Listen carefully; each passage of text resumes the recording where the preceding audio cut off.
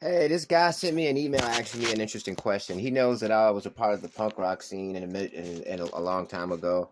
And he asked me straight up, why is it that the punk rockers always have the standard anti-police song? When I'm going through the punk rock discography, it's always a song that's anti-police. And that's something that I can relate to because the bands that came out of my city, which was Richmond, Virginia, and I would say that Richmond, Virginia actually was at the pinnacle of punk rock from '05 to probably like '07 or something like that. It was a short 2 years, but it was like we just had so many really good bands. And all the good bands from our town, they all had anti-police songs. Like Government Warning actually had a whole EP called Arrested. You know what I mean? And my boy Brandon, I just made a video about him. He was in a band called Direct Control, and they actually have a song called Police Threat. And I actually asked him about this song. You know what I mean? I asked him about this song. Check it out. This is how the punk rockers feel about the police. And yeah, that's my boy Brandon, who I just made the video about. Rest in peace. He was a drummer for Government Warning, and he was the singer for Direct Control.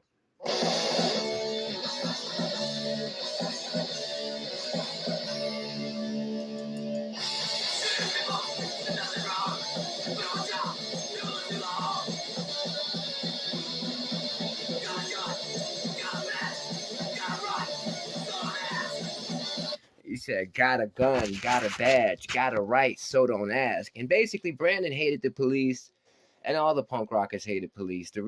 See, me coming from the hood, when I started hanging with these guys, I had to learn their culture and stuff like that. And they came from a suburban culture. A lot of these kids, they came from the suburbs. They had these upper middle class parents. Some of their parents were actually ex hippies and stuff like that. Some of their parents were like conservative types. And, they all moved downtown into the city. They left the suburbs, came into the city, and they all lived together. So it might be one apartment with like 15 people in it, or people would live in abandoned buildings and stuff like that. The punk rock community really loved its squats. And I stayed in a lot of squats. I never liked it. I was never comfortable with it. And I always used to ask myself, why is it that these suburban kids that come from a good life, how are they so comfortable sleeping in abandoned houses? I'm from the hood and I'm not comfortable with it.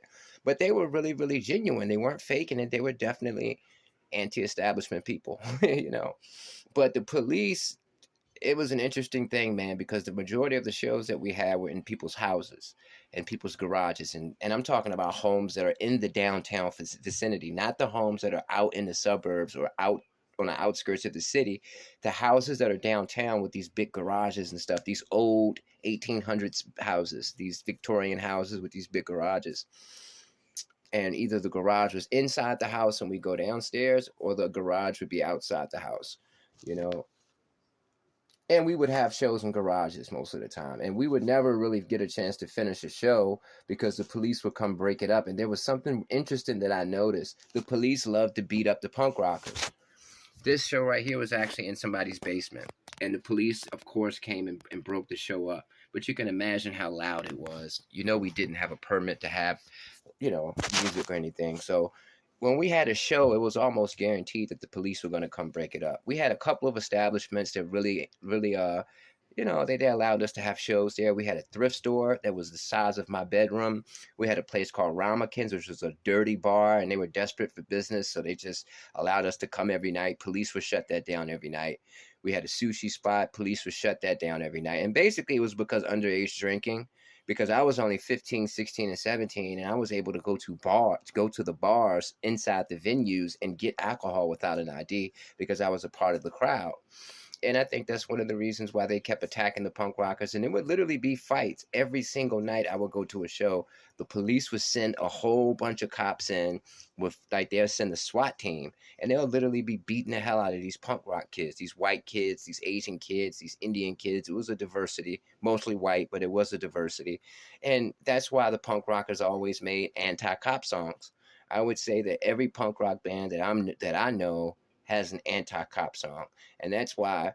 And it's like, people think that black people and people in the hood have this adversity or this anti-cop mentality, but no, the punk rock community does as well, and they're mostly white people. So So white people do have an anti-police officer thing, but the punk rockers are coming from it, and a lot of them, yes, a lot of punk rockers are liberals, meaning they're communists and they're socialists, and they just don't even really believe in government, period. So of course they're not going to believe in police departments.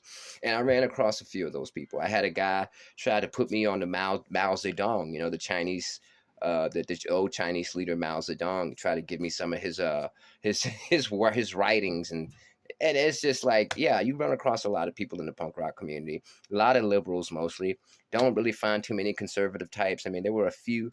It would be like a guy who don't drink, don't get high, and he just loves music, and that forces him to be with the punk rockers, even though he really it doesn't have much in common with them. But he gets high from playing his music, so that's the thing that bonds him with the punk rock community. He might not be as degenerate as them, but he loves playing guitar. So music brings people together.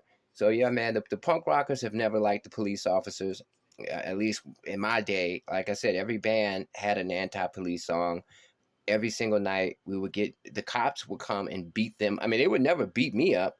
I don't know why, but a lot of those guys, they would bring it on themselves. They would, when the SWAT team came to shut the show down, they would cuss them out, throw beer bottles at them. It was literally war between the police and us.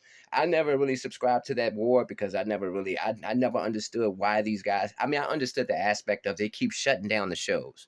We don't really have anywhere to go sometimes, so we go in somebody's basement. They shut it down. They're very aggressive. But at the end of the day, I didn't have that same hatred that they did, but I definitely noticed it, and I've been a part of several mobs running away from the police. And usually, when a SWAT team came, the punk rockers would get very belligerent. They would bust out car windows, bust out cop car windows.